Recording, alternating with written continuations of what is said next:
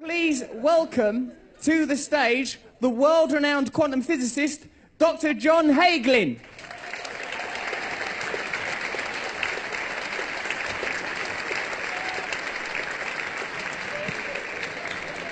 Welcome. I'm staying here to interview you, so don't be afraid by the slightly altered dynamic. Think of this as like Regis and Kathy, but about quantum physics. So I've got some specific questions that I've been given. Right. Doctor, what does science tell us about meditation? A lot. Meditation... I'm genuinely interested. That was it. Oh yeah, that would have been short. I'd have done, oh, fair enough, he is a quantum physicist. Meditation, properly understood, is a technique to turn the outwardly directed attention within, to experience deeper, quieter levels of thought, to go beyond the thinking process, to experience pure subjectivity, pure consciousness, the source of thought. Science says this meditative state is a fourth state of consciousness, distinct from waking, dreaming, sleeping. It's a state of very deep rest, deeper than sleep, and simultaneously a unique state of electrophysiological brain functioning. That means orderliness of brain functioning, maximum EEG coherence. And that's important because EEG coherence correlates with rising IQ, intelligence, creativity, learning ability, good looks, psychological stability, emotional maturity. Everything good about the mind depends on its orderly function. How are those neurological factors that you've just described palpable and tangible? How can you prove that? Simple tests for IQ that kids all take, that adults avoid. You can show that, university kids, for example, intelligence continues to rise. It rises in adults in elderly homes, and at that point, intelligence is not supposed to be increasing. After the age of, well, about your age, intelligence begins to shrink dangerously. 20! It's a cruel world. So the fact that anybody can start a process that increases orderly brain functioning, raises intelligence, creativity, learning ability, academic performance, moral reasoning, is an amazing tool for education. I'm very excited about this as an educator. I've noticed my moral reasoning has gone through the bloody roof since I started meditating. I'm so morally reasonable, sometimes I don't leave the house. What does the transcendental element of transcendental meditation mean, please, Doctor? The transcendental is important because it's not about thinking or concentrating or contemplating or visualizing or any kind of intention, any kind of effort. It's about slipping beyond thought to the experience of the source of thought, which is being, pure subjectivity, pure wakefulness. So when that happens, the awareness, which is normally sharply localized, and the harder we concentrate, the more sharply, narrowly focused the awareness is, starts to relax and expand and relax and expand, and then boom, unbounded. Then you get a burst of EEG coherence, and then when that becomes stabilized, orderliness of brain function, it becomes color fast, permanent. So just in simplistic laymanistic terms, that initial focus on the mantra gives you access to a broader consciousness.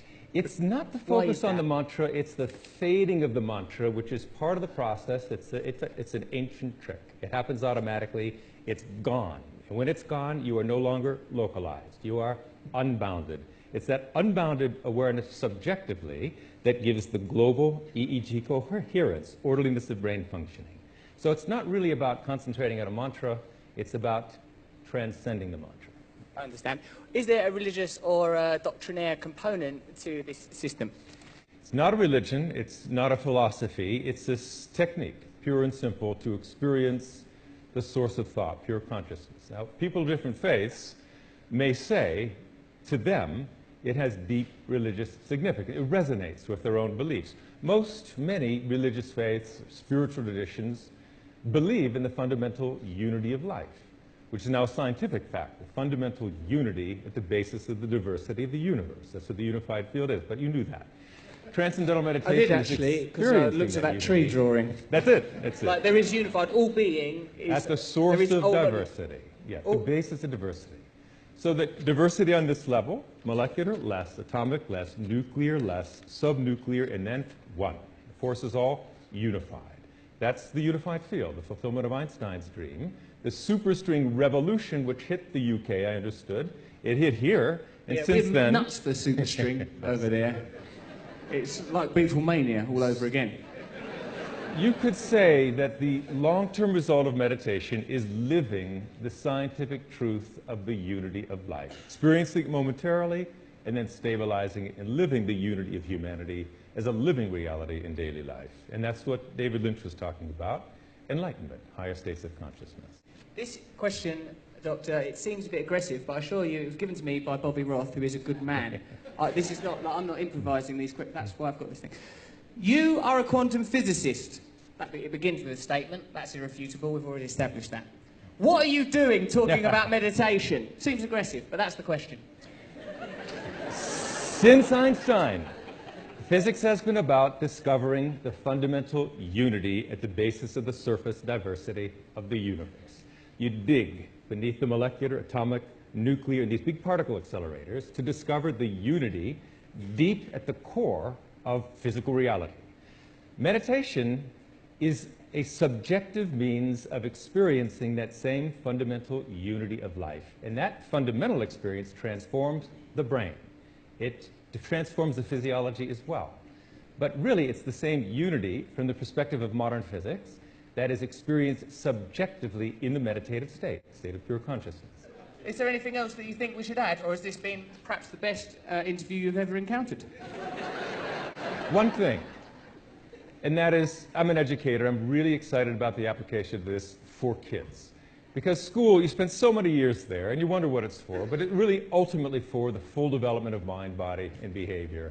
The addition of 20 minutes experiencing the unbounded self, developing the brain, actually developing intelligence, creativity, harnessing the full potential of the brain, that's what education should do. You add this to education, the transformation in the schools is unbelievable. So last year we launched at Radio City Music Hall a tech program to teach 1 million at-risk kids. We've done 120,000. Since then, 350 schools have incorporated this into the curriculum here and all over the world.